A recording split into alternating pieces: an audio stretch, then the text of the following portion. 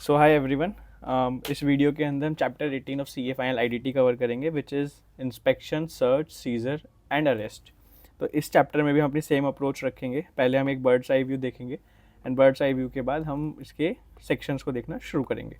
तो सबसे पहला सेक्शन जो हमारा आता है सेक्शन 67। सेक्शन 67 क्या बताता है? 67 बताता है पावर ऑफ इंस्पेक्शन। इंस्पेक्शन की पावर है, कौन ऑथोराइज करेगा, कब इंस्पेक्शन हो सकता है, कहाँ पे इंस्पेक्शन हो सकता है, इंस्पेक्शन वो क्या क्या चीज़ें कर सकते हैं।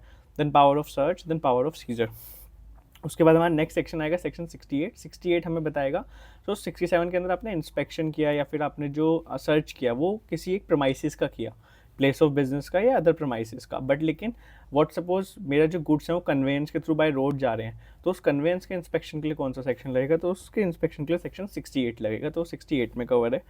एंड 68 को जो हम पढ़ते हैं बेसिकली वो पढ़ते हैं हम सेक्शन 129 के साथ। पढ़िए जो सेक्शन 129 है ये हम पढ़ेंगे ऑफेंसेस एंड पेनल्टी में, ठीक है, बिकॉज सारे पेनल्टी के सेक्शन वहीं पे होंगे। तो जब हम वहाँ पे सेक्शन 129 पढ़ेंगे तो एक बार हम सेक्शन 68 को रिविजिट भी करेंगे। सिमिलरली जो सेक्शन 67 है उसे हम पढ़ते हैं सेक्शन 130 के साथ। 130 का जो कुछ पार्ट है वो मैंने 67 के साथ ही कवर किया है, बट जो इसका मेजर पार्ट है वो हम पढ़ेंगे ऑफेंसेस एंड पेनल्टी चैप्टर के साथ। तो जब 130 वहाँ पढ़ेंगे हम एक बार 67 को दोबारा रेफर करेंगे।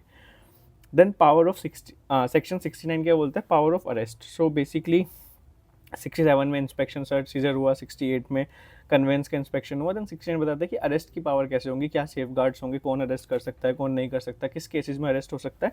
तो इसमें भी इसे जो हम 69 को पढ़ते हैं पावर टू अरेस्ट, ये पढ़ा जाता है सेक्शन 132 के साथ, ठीक है। सेक्शन 132 हमारा कवर्ड है ऑफेंसेस एंड पेनल्टी में, बट उसका जो रिलेवेंट पार्ट यहाँ पे जरूरी है पढ़ना वो मैंने यहाँ कवर किया। बाकी डिटेल में सेक्शन 132 को पढ़ेंगे ऑफेंसेस एंड पेनल्टीज के साथ। देन सेक्शन 70 बताता है पावर टू समवन या पावर टू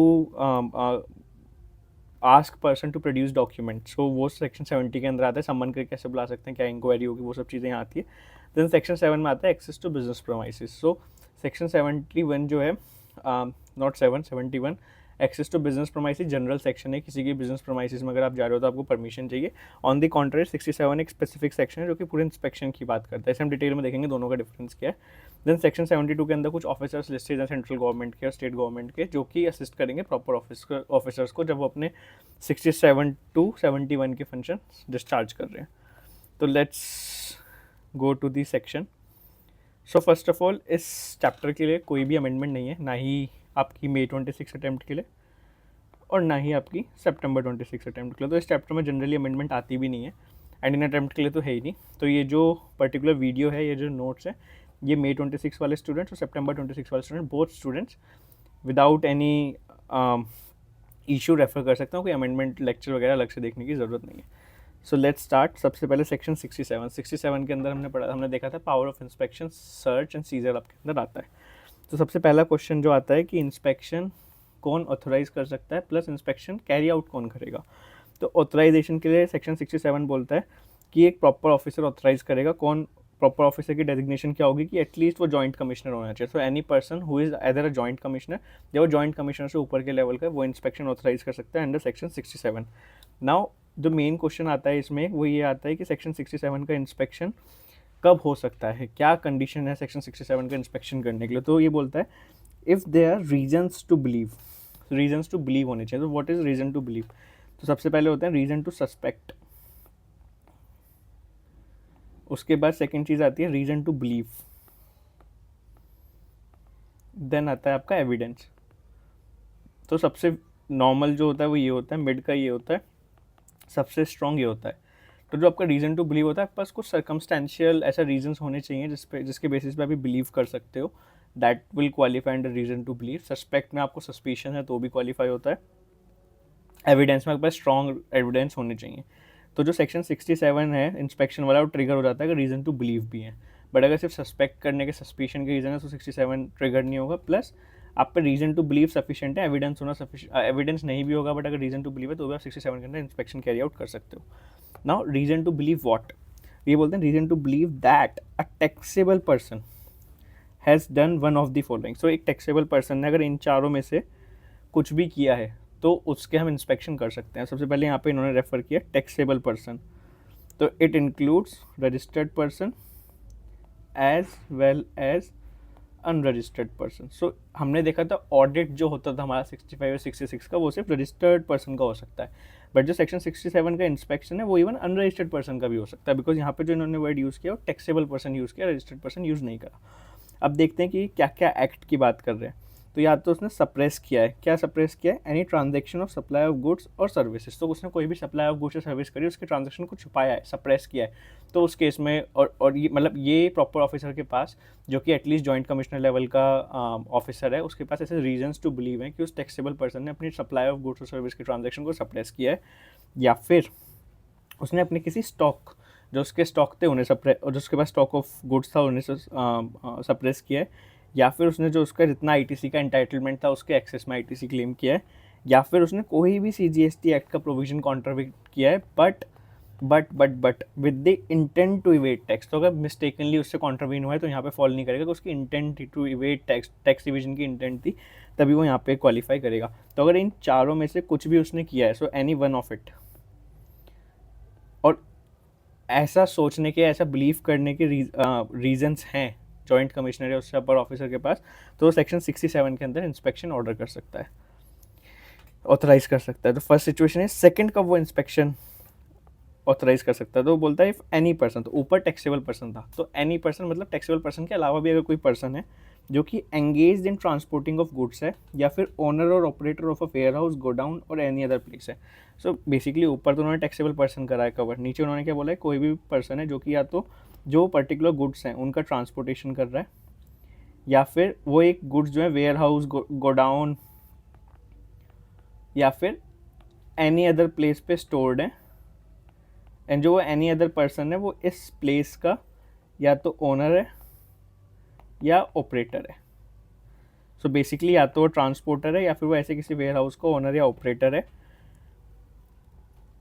उसके ऊपर भी हम इंस्पेक्शन कर सकते हैं। तो ट्रांसपोर्टर कौन से गुड्स का, या ऑपरेटर है वेयर हाउस का जिसके अंदर एक particular type of goods stored है, तो कौन से वो स्टोर्ड है, वो क्या बोलना चाहता है, वो बोलना चाहता है कि या तो वो ट्रांसपोर्टर है या एनी अदर पर्सन, ओनर या ऑपरेटर वेयर हाउस का, एंड उसने has capped goods which have escaped payment of tax, तो उसने ऐसे गुड्स रखे हैं जो जिनसे पेमेंट ऑफ टैक्स एस्केप हुई है, या फिर उन्होंने कोई ऐसे कैप्टिव अकाउंट्स और goods in a manner that is likely to cause evasion of tax. तो बेसिकली सिंप्लीफाई अगर मैं इसे करूँ तो सेक्शन 67 क्या बोल रहा है, 67 बोल रहा है पहला तो टैक्सेबल पर्सन, अगर टैक्सेबल पर्सन है और उसने जो चार हमने देखा सप्रेस किया है, या तो सप्लाई ऑफ गुड्स और सर्विसेज को, या सप्रेस किया है उसने स्टॉक को, या उसने एक्सेस आईटीसी लिया है, या उसने आपका कोई भी कॉन्ट्रावेंशन किया है प्रोविजन का with the intent to evade tax, इनमें से कोई भी केस है, इसके बिलीव करने के रीज़न जॉइंट कमिश्नर उसके ऊपर वाले ऑफिसर के पास है,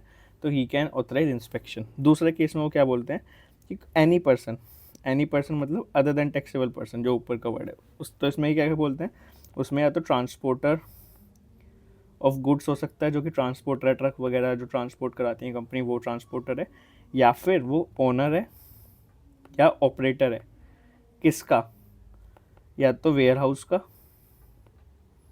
या गोडाउन का या एनी अदर प्लेस का, है ना।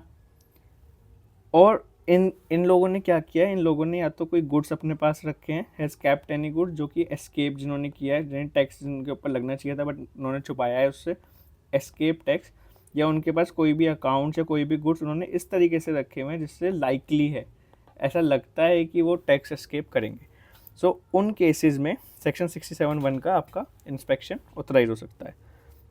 Now the second question is कि सर्च एंड सीजर कौन ऑथराइज कर सकता है, प्लस कब हो सकता है। तो अगेन इसमें भी जो ऑथराइजेशन है वो जो ऑफिसर है वो at least the level of joint commissioner होना चाहिए, तो यानी जॉइंट कमिश्नर या अबव, उससे नीचे का नहीं होना चाहिए जो ऑथराइजेशन कर रहा है। उसके बाद सेकंड क्वेश्चन आता है कि आपका सर्च हो कब सकता है, तो उसके लिए बोलते हैं whether pursuant to an inspection और अदरवाइज। तो या तो जो ऊपर इंस्पेक्शन हुआ था वो इंस्पेक्शन करते करते या करने के बाद, या फिर किसी और रीज़न से भी जो आपका प्रॉपर ऑफिसर है, कौन प्रॉपर ऑफिसर, जो हमने यहाँ पे देखा joint commissioner, note below the rank of joint commissioner, अगर वो प्रॉपर ऑफिसर है और ड्यूरिंग इंस्पेक्शन या अदरवाइज उसके पास रीज़न टू बिलीव है कि जो कुछ अभी गुड्स बताएंगे following are secreted in any place, तो ये जो हमने यहाँ पे लिखा हुआ है ये सीक्रेटेड है, एनी प्लेस, सीक्रेटेड मतलब छुपाए गए हैं, क्या क्या छुपाए गए हैं, कोई भी गुड्स जो कि लाइबल टू कॉन्फिस्केशन थे, ये कौन से गुड्स होते हैं अभी हम देखेंगे, या फिर गुड्स नहीं बट कोई भी डॉक्यूमेंट, बुक्स, थिंग्स जो उन्हें लगता है, जो ऑफिसर को लगता है कि किसी प्रोसीडिंग्स में CGST एक्ट के अंदर रेलिवेंट हो सकती है। तो अगर इन दोनों में से कुछ भी कहीं छुपाए हुए हैं और उस प्रॉपर ऑफिसर के पास ये मानने के रीजंस टू बिलीव हैं, तो वो सर्च ऑथराइज कर सकता है। नाउ कौन से गुड्स आपके लाइबल टू कॉन्फिस्केशन होते हैं, तो इसके लिए सेक्शन 130 का ये वाला पार्ट हमने कवर किया है। डिटेल में सेक्शन हम ऑफेंसेस एंड पेनल्टी में कवर करेंगे। तो इसमें ये बोलता है कि goods become liable to confiscation where a person supplies or receive goods in contravention of CGST Act और CGST rule with the intent to evade tax। तो अगर कोई भी ऐसे गुड्स हैं जहाँ पे जो पर्सन है, गुड्स जो पर्सन है आपका, वो कोई भी रिसीव करता है या सप्लाई करता है, तो इनवर्ड सप्लाई हो गई या फिर आपकी सप्लाई यानी आउटवर्ड सप्लाई हो गई किसी भी गुड्स को in contravention of CGST act और CGST rules with the intent to evade tax, तो वो वाले गुड्स आपके कॉन्फिस्केट हो सकते हैं। कॉन्फिस्केट का मतलब क्या है, उन गुड्स का जो टाइटल है, जो ओनरशिप है, वो गवर्नमेंट के ऊपर वेस्ट हो जाएगी, गवर्नमेंट के पास चली जाएगी। या फिर दूसरा केस क्या है, फेल्स टू अकाउंट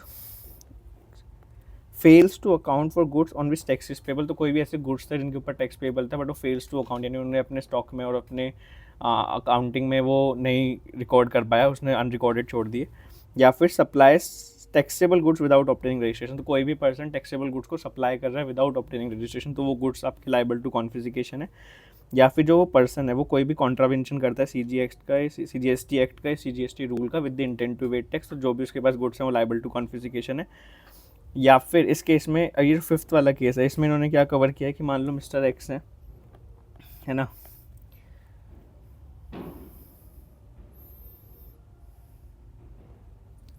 और एक मिस्टर वाई है।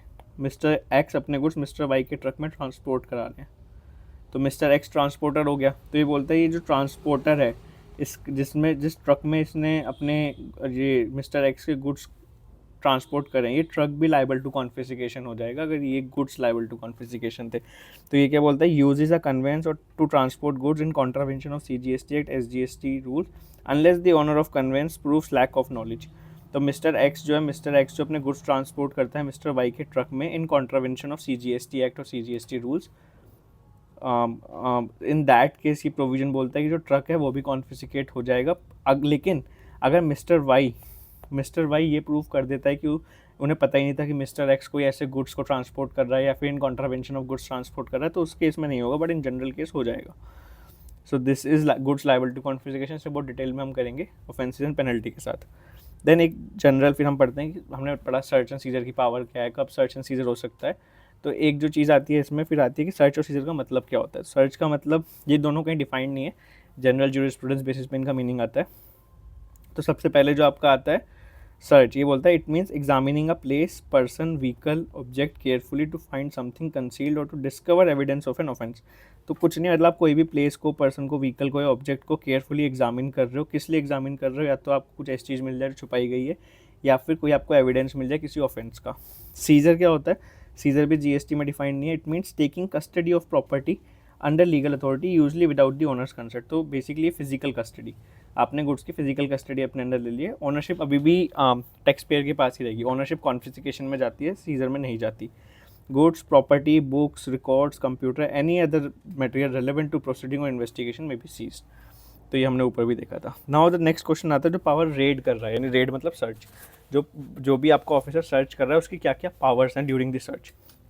तो सेक्शन बोलता है, सेक्शन नहीं बेसिकली कुछ चीज़ें यहाँ सेक्शन से आती हैं, कुछ चीज़ें बोरोड हैं अलग सर्कुलर वगैरह से। ये बोलता है during a search the officer may seize goods liable to confiscation. तो अगर उसे कोई ऐसे गुड्स मिलते हैं जो लाइबल टू कॉन्फिस्केशन है तो उन्हें सीज कर सकता है। व्हाट डज इट मीन, तो सेक्शन 130 के अंदर हमने पढ़ा कि कॉन्फिस्केशन होता है और इसमें बता रखा है कौन से गुड्स लाइबल टू कॉन्फिस्केशन है, बट कॉन्फिस्केशन करने से पहले उसे सीजर करना पड़ेगा। तो मैंने बताया कॉन्फिस्केशन में ओनरशिप ट्रांसफ़र होती है, सीजर में सिर्फ फिजिकल कस्टडी ट्रांसफ़र होती है। तो बेसिस ज्यूरिस्प्रूडेंस में, basis the sequence of sections, unless and until आपके पास फिजिकल कस्टडी है आप कॉन्फिस्केशन नहीं कर सकते। तो अगर आपको 130 के अंदर कॉन्फिस्केशन करना है तो पहले आपको 67 के अंदर, सेक्शन 67 के अंदर सीजर करना पड़ेगा। सीजर का दूसरा सेक्शन भी होता है 129 के अंदर भी आता है, बट वो कन्वेंस वाले केस में आता है, वो हम 68 के साथ जब ऑफेंसिव पेनल्टी पढ़ेंगे तब देखेंगे। बट अगर मैं एक सिंपल वर्ड में बोलूँ तो पहले सीजर होगा, आपका फिजिकल कस्टडी ली जाएगी, उसके बाद कॉन्फिस्केशन होगा। तो इसलिए ही ये बोलता है कि the officer may seize goods liable to confiscation. कोई ऐसे गुड्स आपको मिले जो लाइबल टू कॉन्फिस्केशन, आप डायरेक्टली कॉन्फिस्केट नहीं करोगे, पहले आप उन्हें सीज करोगे। एंड डॉक्यूमेंट्स, बुक्स और things relevant to proceedings. If seizure is not practicable the officer may detain the goods and restrict their removal without permission. तो कोई अगर ऐसे गुड्स उन्हें लगता है सीजर उन्हें लेके जाना पॉसिबल नहीं है, तो वो क्या बोलेंगे, डिटेंशन करेंगे। नाउ डिटेंशन का क्या मतलब होता है, डिटेंशन का मतलब क्या होता है, वो बस उन गुड्स को वहीं रहने देंगे जहाँ आपके पास है, बट आप उन गुड्स को यूज़ नहीं कर सकते, कुछ नहीं कर सकते, आपको उन्हें उसी कंडीशन में रखना पड़ेगा। तो अगर उन्हें लगता है सीजर पॉसिबल नहीं है तो वो क्या करेंगे, गुड्स को डिटेन कर लेंगे एंड रेस्ट्रिक्ट कर देंगे, उनका रिमूवल के बिना परमिशन के आप इसे रिमूव नहीं कर सकते। सेकंड, अब जब आपका सीजर हो गया तो द पर्सन कंसर्न है, जिसके ऊपर रेड पड़ी थी, जो टैक्सेबल पर्सन था, वो मे टेक कॉपीज और एक्सट्रैक्ट ऑफ सीज रिकॉर्ड्स। तो कोई भी डॉक्यूमेंट्स वगैरह सीज करें उनकी कॉपी ले सकता है या एक्सट्रैक्ट ले सकता है at the time and place specified. तो स्पेसिफाई कर दिया जाएगा कौन से टाइम प्लेस पर, अनलेस इट में प्रेजुडिस द इन्वेस्टिगेशन। तो अगर प्रॉपर ऑफिसर को लगता है कि अगर उन्होंने उस डॉक्यूमेंट की कॉपी उसे दी या फिर एक्सट्रैक्ट उसे दिया तो जो उनकी इन्वेस्टिगेशन है वो नेगेटिवली अफेक्ट हो सकती है, तो उस केस में वो रिफ्यूज़ भी कर सकते हैं to give you the copy. Now the officer may break open doors, almirahs, boxes if access is denied and may seal premises where necessary. तो ये क्या बोलते हैं कि अगर उन्होंने कोई ऐसे लॉक अलमीरा के अंदर कुछ डॉक्यूमेंट्स वगैरह देखने और आपने एक्सेस नहीं दिया उन्हें, तो अगर आपने एक्सेस दे दिया तो वो ब्रेक नहीं कर सकते। ये पावर तभी इन्वोक होगी अगर आप एक्सेस नहीं दे रहे हो और उसका एक्सेस नेसेसरी है, तो वो उसे ब्रेक कर सकते हैं, चाहे वो अलमीरा हो, चाहे वो बॉक्सेस हो, चाहे डोर्स हो। प्लस अब कोई आपके पास अगर प्रॉपर्टी वगैरह हो तो प्रॉपर्टी को सील भी कर सकते हैं वो। नाउ ये क्या बोलता है, अपने डॉक्यूमेंट और गुड्स वगैरह सीज कर लिए, तो आपको उन्हें वापस कब करना है, तो ये बोलता है seize document, books, things can be retained only as long as required for examination और proceedings and must be return within 30 days of the issuing show cause notice not relied upon.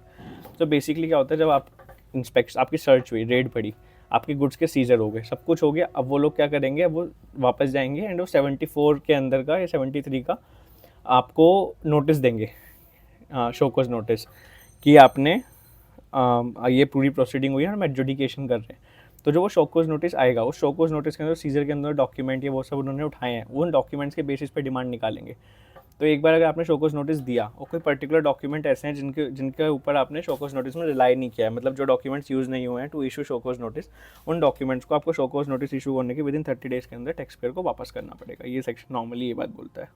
सो इस section में कुछ चीज़ें आपको थोड़ी unfamiliar लगेंगी, because ये generally ऐसा सेक्शन है जो बहुत ज़्यादा हर किसी को प्रैक्टिकल एक्सपोजर नहीं मिलता। तो इस सेक्शन को समझने के लिए ज्यूरिस्प्रूडेंस वगैरह आपने प्रैक्टिकल एक्सपोजर नहीं किया, ज्यूरिस्प्रूडेंस वगैरह आपको करनी पड़ती है। तो अगर प्रॉपर प्रोसेस अगर आप इसका देखोगे तो जनरली क्या होता है, पहले इंस्पेक्शन होता है, ठीक है। इंस्पेक्शन कब हो सकता है, इंस्पेक्शन हमने देखा उसके रीज़न, इंस्पेक्शन के टाइम पे या फिर आफ्टर इंस्पेक्शन या अदरवाइज उन्हें लगता है कि यहाँ पे तो कुछ डॉक्यूमेंट्स या कुछ गुड्स छुपाए हुए हैं, तो उस केस में फिर सर्च होता है। सर्च होने के बाद जो गुड्स या डॉक्यूमेंट है उनका सीजर होगा। अब ये सब प्रोसेस होने के बाद वो लोग क्या करेंगे, वो सेक्शन 74 इन्वोक करेंगे एंड सेक्शन 74 के अंदर एडजुडिकेशन करेंगे, है ना। एडजुडिकेशन करेंगे, एडजुडिकेशन मतलब उसकी डिमांड रेज करेंगे उन डॉक्यूमेंट्स के बेसिस पर। उन डॉक्यूमेंट्स के बेसिस पर लगता है कि मान लो आपने कुछ सप्लाई करी है ना, कुछ वैसा कुछ किया है जो आपका टैक्स इनकर हुआ है, सो इन दैट केस वो आपके ऊपर एडजुडिकेशन करेंगे। 74 का एडजुडिकेशन करने के लिए आपके पास पहले SCN आएगा, आप उसका SCN का रिप्लाई करोगे, फिर ऑर्डर आएगा, फिर नॉर्मल 74 के प्रोसेस अब हमने पढ़े थे। तो ये लग क्या बोल रहा है, आपने सीजर कर लिए, आपने डॉक्यूमेंट्स ले लिए, आपने रिकॉर्ड्स ले लिए। अब इन रिकॉर्ड्स को आप एग्जामिन करोगे, आप देखोगे वेदर इन डॉक्यूमेंट्स के बेसिस पर कोई डिमांड बनती है या नहीं बनती। तो अब डिमांड बनती है तो आप SCN इशू करोगे। अब SCN के अंदर हो सकता है मान लो आपने 10 तरह के डॉक्यूमेंट सीज करे थे, उनकी में से सिर्फ 7 के ऊपर आपने रिलाई किया, उन 7 के बेसिस पे डिमांड बनी, तो SCN में आपने रिलाइड अपॉन डॉक्यूमेंट है वो सिर्फ 7 है।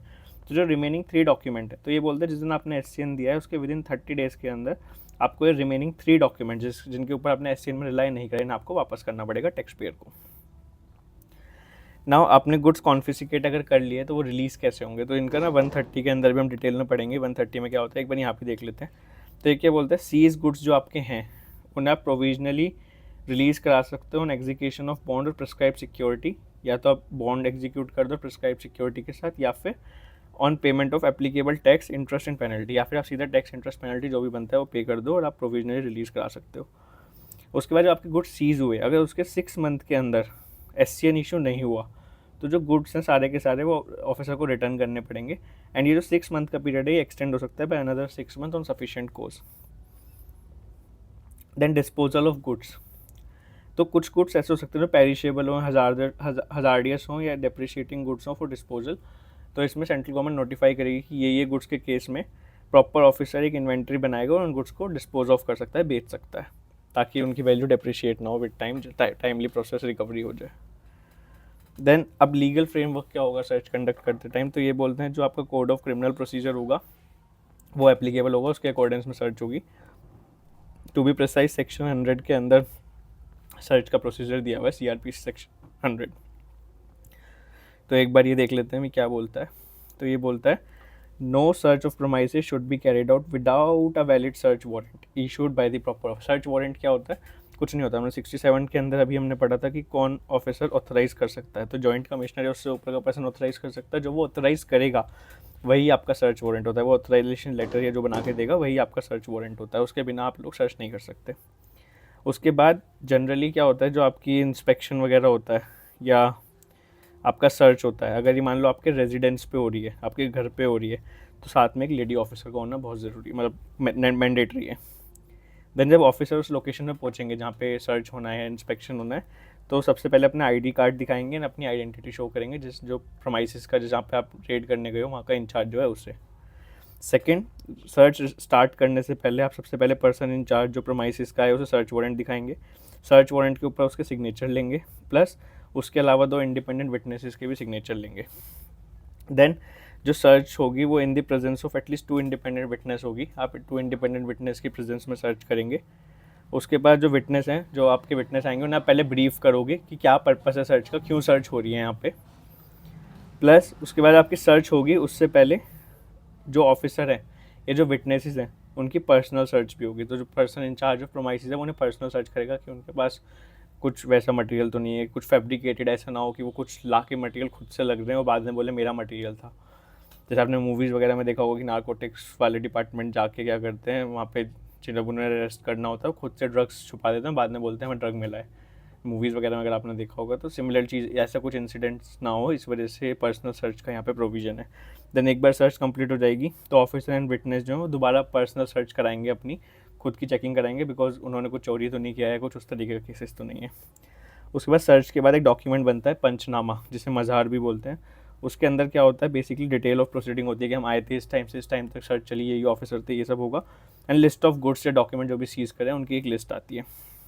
और जो पंचनामा होगा उसे भी जो दोनों विटनेस थे वो साइन करेंगे, जो पर्सन इंचार्ज ऑफ प्रोमाइसिस था वो साइन करेगा, एंड जो ऑथराइज ऑफिसर्स थे वो साइन करेंगे। देन एक बार आपकी सर्च जब कंप्लीट हो गई है तो जो साइंड वाला वारंट था वो जो इशूइंग ऑफिसर था, यानी JC जॉइंट कमिश्नर या अबव वाला, उसे वापस किया जाएगा। प्लस सर्च का क्या रिपोर्ट है वो रिपोर्ट ऑफ आउटकम भी उन्हें दी जाएगा। प्लस कौन कौन ऑफिसर ने सर्च में पार्टिसिपेट किया उनका जो नाम है सर्च वारंट के पीछे लिख के दिया जाएगा। प्लस जो इशूइंग अथॉरिटी है, तो JC है उससे ऊपर वाला बंदा है, वो एक रजिस्टर मेंटेन करेगा सर्च वारंट्स का, जिसमें वो search warrant issued and return के डिटेल्स रखेगा। प्लस जो सर्च वारंट्स आपके एक बार यूज़ हो चुके हैं उन्हें प्रिजर्व करके रखेगा अपने रिकॉर्ड्स में। देन जो आपने पंचनामा बनाया था यहाँ पे मज़ार, इसकी कॉपी अलॉन्ग विद द एनेक्जर्स आपको पर्सन इंचार्ज ऑफ प्रोमाइसिस जो है उसे भी एक कॉपी आपको देनी पड़ेगी। देन हम सर्च वारंट कर रहे हैं, उस सर्च वारंट में लिखा क्या होता है ये हम पढ़ लेते हैं। तो सबसे पहले सर्च वारंट हमने देखा कि जो इशू होगा एटलीस्ट जॉइंट कमिश्नर या उससे ऊपर का ऑफिसर इशू करेगा। उसके ऊपर हमने देखा था सर्च तभी हो सकता है अगर रीजनेबल बिलीफ है कि कोई गुड्स, डॉक्यूमेंट, रिकॉर्ड्स, कुछ भी इस तरह की चीज़ सीक्रेटेड है।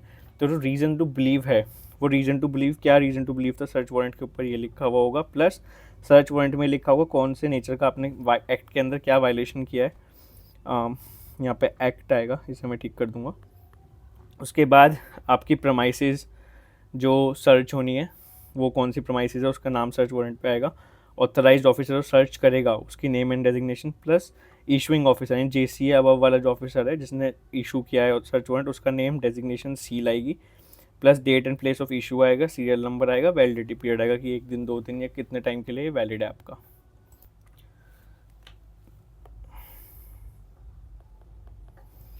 उसके बाद जो सेकंड चीज़ आती है वो आती है safe guard in respect of search and seizure. तो टैक्स पेयर को क्या सेफ गार्ड्स हैं, तो ये क्या बोलते हैं, सीज गुड्स और document can not be retained beyond the period necessary for examination inquiry and proceedings. तो जितने टाइम के लिए उनकी वो नेसेसरी हैं फॉर एग्जामिनेशन इंक्वायरी प्रोसीडिंग्स, सिर्फ उतने टाइम के लिए ही ऑफिसर अपने पास रखेगा, उससे ज़्यादा टाइम के लिए नहीं रखेगा। हमने ऊपर देखा था पर्सन जो है वो कॉपी ले सकता है। नोटिस अगर 6 मंथ के अंदर इशू नहीं हुआ तो गुड्स रिटर्न होंगे, 6 मंथ का पीरियड एक्सटेंड हो सकता है जस्टिफाइड ग्राउंड। कुछ सर्टेन नोटिफाइड गुड्स हैं पेरिशेबल नेचर के, हजार्डेड नेचर के, जो डायरेक्टली डिस्पोज ऑफ हो सकते हैं। सीआरपीसी के प्रोविजन सारे लगेंगे, बस एक डिफरेंस रहेगा, सीआरपीसी के अंदर रिकॉर्ड्स होते हैं सर्च के, वो मैजिस्ट्रेट को जाते हैं, बट जीएसटी के अंदर वो जो डॉक्यूमेंट जो रिकॉर्ड्स हैं वो प्रिंसिपल कमिश्नर कमिश्नर को जाएंगे। So that is the only difference with respect to section 67 complete. इसमें हमारा बस 130 एक सेक्शन है जो हम और डिटेल में पढ़ेंगे ऑफेंसेस एंड पेनल्टी में, बट जितनी उसकी रेलेवेंस यहाँ पे है उतना हमने यहाँ पे कवर कर लिया, बाकी डिटेल में हम ऑफेंसेस एंड पेनल्टीज़ के अंदर कवर करेंगे। देन 68 क्या होता है, तो कोई भी आप अगर ट्रक वगैरह के थ्रू बाय रोड बेसिकली अगर आप कोई गुड्स की मूवमेंट कर रहे हो, तो उस जो जिस कन्वेंस के थ्रू आप मूवमेंट कर रहे हो कुछ सर्टेन डॉक्यूमेंट्स होने चाहिए, जैसे ई-वे बिल होना चाहिए, अगर सप्लाई है तो इन्वॉइस होना चाहिए, अगर for reason other than supply delivery challan होना चाहिए। तो ये क्या क्या डॉक्यूमेंट होने चाहिए, ये सब हम अकाउंट्स एंड रिकॉर्ड्स वाले चैप्टर 10 के अंदर डिटेल में पढ़ेंगे, क्या क्या रिकॉर्ड्स प्रिस्क्राइब्ड है। अभी आप मान लो ई-वे बिल की यहाँ बात हो रही है, तो ये हम पढ़ते हैं। 68 क्या बोलता है, इंस्पेक्शन। अच्छा, 68 में एक स्पेशल बात है, 68 के इंस्पेक्शन के लिए किसी की परमिशन की ज़रूरत नहीं है, ना जॉइंट कमिश्नर की ना किसी की, बस जो ऑफिसर है जो इंस्पेक्शन कर रहा है वो प्रॉपर ऑफिसर होना चाहिए सर्कुलर 3 के हिसाब से, कि उसे वो फंक्शन असाइन होना चाहिए, अदरवाइज़ किसी परमिशन की ज़रूरत नहीं है। इंस्पेक्शन में also carried out of a conveyance carrying a consignment exceeding the prescribed value generally 50,000 है, और बाकी डिटेल में पढ़ेंगे जब हम अकाउंट्स एंड रिकॉर्ड चैप्टर पढ़ेंगे। The person in charge of conveyance must, जो कन्वेंस का पर्सन इन चार्ज है वो प्रोड्यूस करेगा prescribe document e way bill and device for verification and allow करेगा इंस्पेक्शन को। ई-वे बिल प्रिस्क्राइब डॉक्यूमेंट है। Inspection during transit can be carried out even without the authorisation of joint commissioner. तो 68 में इतना ही है। इसकी जो मेन चीज़ है वो सेक्शन 129 के अंदर है, जो हम डिटेल में कवर करेंगे with offences and penalties. Then power to arrest, section 69 arrest करने की पावर के बारे में ये सेक्शन बात करता है। तो इसमें इन्होंने क्या बोला है, सबसे पहले अभी तक हम जॉइंट कमिश्नर देख रहे थे, बट जब पावर टू अरेस्ट आती है तो पावर टू अरेस्ट इन्होंने दे रखी है कमिश्नर के पास। कमिश्नर का ऑथराइजेशन चाहिए आपको पावर टू अरेस्ट का। So commissioner may authorise an officer to arrest a person if he has reasons to believe. तो यहाँ पे भी जो टर्म यूज़ हुआ है वो रीजन टू बिलीव यूज़ हुआ है, रीजन टू सस्पेक्ट या एविडेंस यूज़ नहीं हुआ है। रीजन टू बिलीव क्या, that the person has committed an offence punishable under the following section and the amount of tax evasion exceeds 2 crore. तो उसके पास reason to believe है कि कोई भी पर्सन है जिसने इनमें से इन 4 में से कोई भी ऑफेंस किया है, प्लस जो टैक्स एविजन की अमाउंट 2 करोड़ से ज़्यादा है। तो अगर 2 करोड़ तक की अमाउंट है तो उस केस में अरेस्ट नहीं होगा, 2 करोड़ से ज़्यादा है तो ही अरेस्ट होगा, प्लस वो ऑफेंसेस इन चारों में से कोई एक ऑफेंस होना चाहिए। सबसे पहला ऑफेंस इन्होंने बोला है सेक्शन 132 सबसेक्शन 1 क्लोज ए। ये क्या ऑफेंस बताते हैं, सप्लाई ऑफ गुड्स और सर्विस आपने किया without issuing invoice with the intent to evade tax.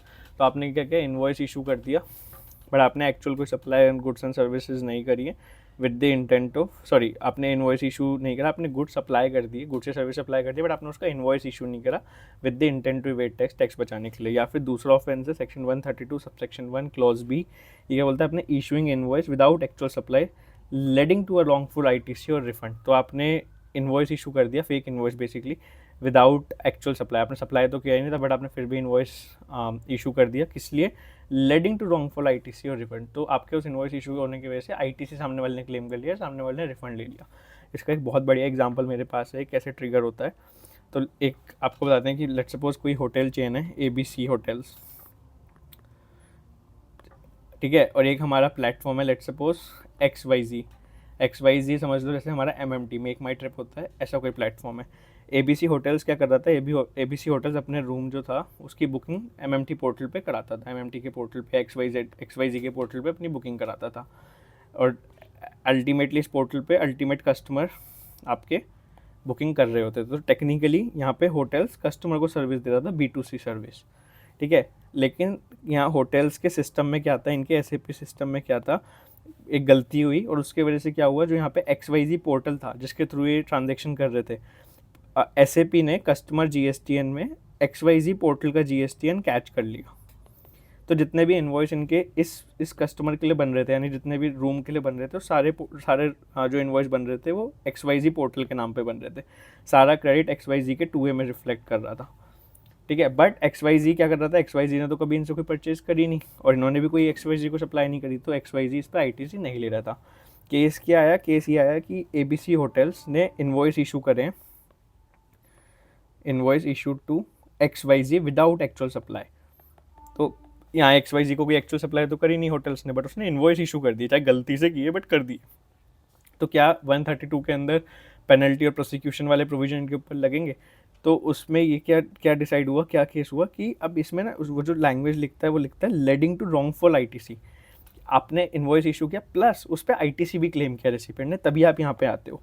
इस केस में सिंस XYZ ने ITC क्लेम नहीं किया तो it did not lead to the availment of wrongful ITC, therefore यहाँ पे फॉल नहीं करा। तो यहाँ फॉल करने के लिए इन्वॉइस भी आपका इशू होना चाहिए विदाउट सप्लाई, प्लस सामने वाली पार्टी ने या तो ITC लिया या रिफंड लिया। थर्ड 132(1)(c ये क्या बोलता है, आप सेकंड के अंदर हमने बोला इन्वॉइस इशू करना, रेसिपेंट कहाँ पे आएगा, रेसिपेंट आएगा 32(1)(c में। वो बोलता है आप ITC अवेल कर रहे हो या तो फेक इन्वॉइसेस पे या फिर विदाउट इन्वॉइस आप ITC क्लेम कर रहे हो। देन 132(1)(d भी इसमें आता है कि एज अ सप्लायर आपने टैक्स कलेक्ट कर लिया बट गवर्नमेंट को पे नहीं करा beyond 3 months from the due date, तो अभी आप यहाँ फॉल करोगे। एक इंपॉर्टेंट कंडीशन, इन 4 में से कोई एक ऑफेंस है प्लस टैक्स इवोजन आपका 2 करोड़ से ज़्यादा है, तो ही आपके ऊपर आप अरेस्ट हो सकते हो, अदरवाइज़ नहीं हो सकते। इसकी सिर्फ एक एक्सेप्शन है, मान लो आपने एक बार ही ऑफेंस किया है ना, आपकी 2 करोड़ से कम है, ठीक है, बट आपने दोबारा ऑफेंस कर दिया सेम नेचर का या फिर इनमें से कोई भी, अभी भी 2 करोड़ से कम है, तो ये बोलते हैं अगर सेकंड टाइम आपने ऑफेंस किया है तो यानी आप रिपीटेड ऑफेंस करते हो, इस वजह से हम आपको इवन 2 करोड़ से ज़्यादा नहीं है तब भी हम आपको अरेस्ट कर लेंगे। तो ये बोलते हैं in general arrest is possible where the amount of tax evasion exceeds 2 crore. However, this monetary limit does not apply to repeat offenders. A person previously convicted under 32 may be arrested irrespective of tax amount involved. ठीक है। Then आप जिस person को arrest करेंगे उसके पास क्या safe guards हैं, तो सबसे पहले 2 तरह के ऑफेंस होते हैं, कॉग्निजिबल और नॉन कॉग्निजिबल। पहले एक बार ये देख लेते हैं। तो अरेस्ट का मतलब क्या है, किसी भी पर्सन को कस्टडी में लेना under a lawful authority. Cognizable offence को ही बोलते हैं सीरियस कैटेगरी ऑफ ऑफेंस होते हैं in respect of which police officer के पास पावर होती है कि वो विदाउट एनी वारंट, बिना कोर्ट की परमिशन के आपको अरेस्ट कर सकता है और इन्वेस्टिगेशन स्टार्ट कर सकता है। नॉन कॉग्निजिबल ऑफेंस को होते हैं रिलेटिवली लेस सीरियस ऑफेंस होते हैं, जिसमें पुलिस ऑफिसर आपको बिना अरेस्ट वारंट के अरेस्ट नहीं कर सकता एंड वो बिना कोर्ट की परमिशन के इन्वेस्टिगेशन भी स्टार्ट नहीं कर सकता। तो सेफ गार्ड्स में ये लोग क्या बोलते हैं कि अगर कॉग्निजेबल ऑफेंस है तो जो पर्सन है जिसे आप अरेस्ट कर रहे हो उसे आपको इन्फॉर्म करना होगा इन राइटिंग में कि क्यों उसे अरेस्ट कर रहे हो, क्या ग्राउंड्स ऑफ अरेस्ट हैं, एंड उसे मजिस्ट्रेट के अंदर विदिन 24 आवर्स आपको प्रोड्यूस करना पड़ेगा। एंड अगर आपके non cognizable and bailable offence है तो उस केस में क्या होगा, डेप्यूटी एंड असिस्टेंट कमिश्नर है वो उसे बेल पे रिलीज कर सकता है, plus provision similar to 436 of code of criminal procedure, bail वगैरह के प्रोसीजर वाले वो सब यहाँ पे भी लगेंगे, ठीक है। और सारी जो अरेस्ट होंगी वो कोड ऑफ क्रिमिनल प्रोसीजर के हिसाब से होंगी। देन GST के अंदर कॉग्निजिबल और नॉन कॉग्निजिबल ऑफेंस क्या है, तो हमने जो ऊपर 4 ऑफेंस देखे थे ना, तो ये लोग क्या बोलते हैं अंडर सेक्शन 32 के जो ऑफेंसेज हैं, offences involving tax evasion, wrongful ITC, wrongful refund exceeding 5 crore are cognizable and non bailable, bail can be granted only by judicial magistrate. तो जितने भी GST के अंदर 132 के अंदर ऑफेंसेज है जिसमें टैक्स इवेजन 5 करोड़ से ज़्यादा है वो आपके कॉग्निजिबल और नॉन बेलेबल होते हैं, और उसके केस में बेल सिर्फ जुडिशियल मजिस्ट्रेट दे सकता है, असिस्टेंट या डेप्यूटी कमिश्नर नहीं दे सकता। उसके अलावा GST में जितने भी ऑफेंसेज हैं सब नॉन कॉग्निजिबल एंड बेलेबल हैं, डेप्यूटी कमिश्नर या असिस्टेंट कमिश्नर आपको बेल दे सकता है, ठीक है। अब प्रिकॉशन क्या होगी अरेस्ट के थ्रू, सबसे पहले तो आपको कोड ऑफ क्रिमिनल प्रोसीजर के जितने भी अरेस्ट रिलेटेड प्रोविजंस हैं, जो भी प्रोसीजर्स में दिया हुआ है वो आपको सबको फॉलो करना पड़ेगा, प्लस सेक्शन 57 और CRPC के हिसाब से a person arrested without warrant can not be retained beyond 24 hours. तो अगर बिना वारंट के अंदर यानी कॉग्निजिबल ऑफेंस के अंदर अगर आपको अरेस्ट किया तो आपको 24 आवर्स से ज़्यादा डिटेन नहीं कर सकते, excluding travel time to magistrate, plus आपको उस केस में उस पर्सन को विदिन 24 आवर मजिस्ट्रेट के सामने प्रेजेंट करना पड़ेगा। देन अरेस्ट रिलेटेड कुछ गाइडलाइंस हैं, रीड ओनली है, एग्जाम के लिए उतनी रेलिवेंट नहीं है। क्या बोलता है, decision to arrest must be taken on case to case basis considering factors such as the nature and gravity of the offence, quantum of tax evaded और ITC wrongly availed, nature and quality of evidence, possibility of tampering with evidence और influence witness and the level of compression. तो आपको case to case basis पे सारे factors consider करके determine करना है क्या अरेस्ट करना चाहिए या नहीं करना चाहिए। अरेस्ट में भी कंसिडर टू, कब अरेस्ट करना सही हो सकता है, ensure proper investigation of the offence, prevent the person from absconding, apprehend masterminds or key operator, including cases involving proxy, Benami transaction, or dummy or non-existing entities, cases where intent to evade is evident, prevent tampering with evidence, prevent intimidation or influencing witness, or cases involving large amount of tax evasion. Now the next section आता है, that is section 70, power to summon person to give evidence and produce documents. ये क्या बोलता है, during any inquiry, तो कोई भी inquiry चल रही है that is CGST act, proper officer may summon any person to, proper officer किसी भी पर्सन को सम्मन कर सकता है किस चीज़ के लिए, या तो अपेयर एंड गिव एविडेंस, और एविडेंस दो, और प्रोड्यूस स्पेसिफिक डॉक्यूमेंट्स. अब जो पर्सन जिसे सम्मन हुआ है वो लीगली बाउंड है किस चीज़ के, अपेयर करने के लिए, स्टेटमेंट देने के लिए ओथ पे, और जो डॉक्यूमेंट मांगे थे वो प्रोड्यूस करने के लिए. जो सम्मन है आपकी वो स्पेसिफिक एविडेंस, ये डॉक्यूमेंट मांगने के लिए इशू होनी चाहिए. कोई भी ऐसा डॉक्यूमेंट आप नहीं मांगोगे जो पब्लिकली अवेलेबल है. उसके बाद स्टेटमेंट जो ओथ पे रिकॉर्डेड होता है वो इन्वेस्टिगेशन को एड करने के लिए होता है, वो कंक्लूजन ऑफ इन्वेस्टिगेशन नहीं होता, कंक्लूसिव एविडेंस नहीं होता. The officer may also summon and collect document not otherwise available such as contract related, so read only वाला है, इसमें कुछ नहीं है. तो अब जो पर्सन को सम्मन किया है उसकी रिस्पॉन्सिबिलिटी क्या है, तो वो बाउंड टू अटेंड है, उसे खुद अटेंड करनी पड़ेगी, या तो इन पर्सन या ऑथराइज रिप्रेजेंटेटिव के थ्रू, जैसा भी आपको ऑफिसर ने बोला है. प्लस जो पर्सन है वो ट्रूथ ही बताएगा ड्यूरिंग एग्जामिनेशन, एंड जो स्टेटमेंट प्रोड्यूस करेगा डॉक्यूमेंट जो भी उससे मांगे हैं.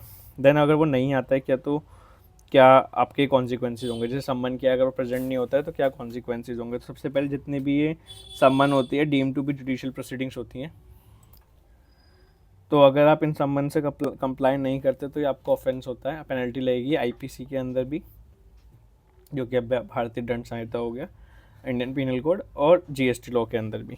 तो IPC के अंदर एक तो सेक्शन 174 है जो कि पेनल्टी लगाता है for non appearance in response to summon without reasonable cause. Section 172 है जो absconding to avoid service of summon पे पेनल्टी लगाता है. सेक्शन 175 ऑफ IPC है जो failure to produce required document penalty लगाता है. सेक्शन 193 ऑफ IPC है जो कि फॉल्स एविडेंस लगने पर लगता है. GST के अंदर सेक्शन 122 सबसेक्शन 3 क्लॉज D है जो कि 25,000 ईच, CGST 25,000 आपके SGST में पेनल्टी लगाता है जो पर्सन फेलियर हो जाती है सम्मन में ना आने से. उसके बाद कुछ गाइडलाइन इन्होंने दे रखी है. गाइडलाइन क्या है, सम्मन आपकी लास्ट रिजॉर्ट होनी चाहिए, और जनरली आपको टॉप ऑफिशियल्स को डायरेक्टली सम्मन नहीं करना चाहिए. जो लैंग्वेज है सम्मन की वो courteous and non harsh and intimidating होनी चाहिए. उसके बाद सुपरिटेंडेंट है वो जनरली आपका रिटर्न परमिशन लेंगे, not below the rank of assistant commissioner. अगर प्रायर रिटर्न पॉसिबल नहीं है तो टेलीफोनिक अप्रूवल लेंगे, बट उसके बाद उसे राइटिंग में करेंगे एट दी अर्लीस्ट. जो ऑफिसर सम्मन कर रहा है वो उस सम्मन की प्रोसीडिंग की सम्मन की प्रोसीडिंग को रिकॉर्ड करेगा एंड सबमिट करेगा एक रिपोर्ट उस ऑफिसर को जिसने ऑथराइज़ किया था सम्मन. उसके बाद सीनियर मैनेजमेंट जो होते हैं CFO CEO of large companies और PSU शुड नॉट बी सम्मन इन द फर्स्ट इंस्टेंस. सबसे पहले इन्हें मत बुलाओ, एंड उन्हें तभी बुलाओ अगर आपको एविडेंस लगता है कि उनका इन्वॉल्वमेंट था उसमें. देन प्रिकॉशंस क्या आपको रखना है वाइल इशूइंग सम्मन. आपको तभी सम्मन इशू करना है जब कोई इंक्वायरी प्रोग्रेस में है एंड उस पर्सन की अटेंडेंस ज़रूरी आपको नेसेसरी लगती है. रिपीटेड सम्मन अवॉइड होने चाहिए. स्टेटमेंट जो आपके मिनिमम नंबर ऑफ अपेयरेंसेस में रिकॉर्ड होना चाहिए. जो टाइम ऑफ अपेयरेंस आपने दिया है वो ऑफिसर को रिस्पेक्ट करना चाहिए. एंड जो जिस पर्सन को आपने सम्मन के लिए बुलाया उसे बहुत लंबा वेट ना कराओ except for conscious strategic reason. तो अगर आपको स्ट्रेटेजी है उसे वेट करा के सच उगलवाने का तो बात अलग है. And statement should preferably be recording during office hours, दो exception. So generally office hours के अंदर होना चाहिए बट एक्सेप्शन इसमें अलाउड है. नेक्स्ट सेक्शन हमारा सेक्शन 71 है. 71 क्या बोलता है, एक्सेस टू बिजनेस प्रोमाइसिस. तो किसी की बिजनेस प्रोमाइसिस को एक्सेस करने के लिए आपको ऑथराइजेशन चाहिए किसका, कोई भी officer not below the rank of joint commissioner. किस लिए एक्सेस हो सकता है, ऑडिट करने के लिए, स्क्रूटनी के लिए, वेरिफिकेशन के लिए, checks and safeguards to the interest of revenue. तो जनरल नेचर का एक्सेस टू बिजनेस प्रोमाइसिस है. During such access the officer may inspect books of account, document, computer program etcetera etcetera. उसके बाद अब person in charge of premises उसकी क्या duty होगी, तो उसकी ड्यूटी क्या होगी, उसे जो भी डॉक्यूमेंट मांगे हैं विद इन 15 वर्किंग डेज के अंदर प्रोड्यूस करने होंगे with in 15 working days. The same obligation applies. तो अगर कोई CACMA वगैरह आपका ऑडिट कर रहा है सेक्शन 66 का और वो कोई डॉक्यूमेंट मांगते हैं तो भी आपको सबमिट करने होंगे. एंड क्या क्या रिकॉर्ड आपको सबमिट करने होंगे इसमें लिस्ट है, रीड ओनली छोड़ के. नाउ मेन चीज़ 71 और 67 का difference. 71 provides a general power of access to business premises of a registered person to inspect books, documents and records for audit. तो ये बहुत जनरल पावर है, general access to business premises. 67 सिर्फ specific cases में लगता है जहाँ पे रीजन टू बिलीव है टैक्स इवेजन के. 71 की परमिशन के बेसिस पे आप सर्च इंस्पेक्शन नहीं कर सकते। यहाँ पे जो इंस्पेक्शन लिखा हुआ था वो जनरल इंस्पेक्शन है, नॉट 67 वाला इंस्पेक्शन जो यहाँ पे लिखा हुआ है। इंस्पेक्ट बुक्स ऑफ अकाउंट में जनरल इंस्पेक्शन, नॉट 67 का इंस्पेक्शन की वो डिटेल में उसे देखेगा। 72 के अंदर बताता है कुछ ऐसे सेंट्रल गवर्नमेंट स्टेट गवर्नमेंट के ऑफिसर्स हैं जो कि आपके CGS बेसिकली प्रॉपर ऑफिसर को असिस्ट करेंगे। सबसे पहले CGST एक्ट के लिए बताता है कुछ फॉलोइंग ऑफिसर्स जो असिस्ट करेंगे CGST ऑफिसर्स को, तो जो भी पुलिस, रेलवेज, कस्टम ऑफिसर हैं, सेंट्रल स्टेट गवर्नमेंट के GST collection, land revenue collection के ऑफिसर, विलेज ऑफिसर और any other class of officer. So with this chapter 18 हमारा कंप्लीट हुआ।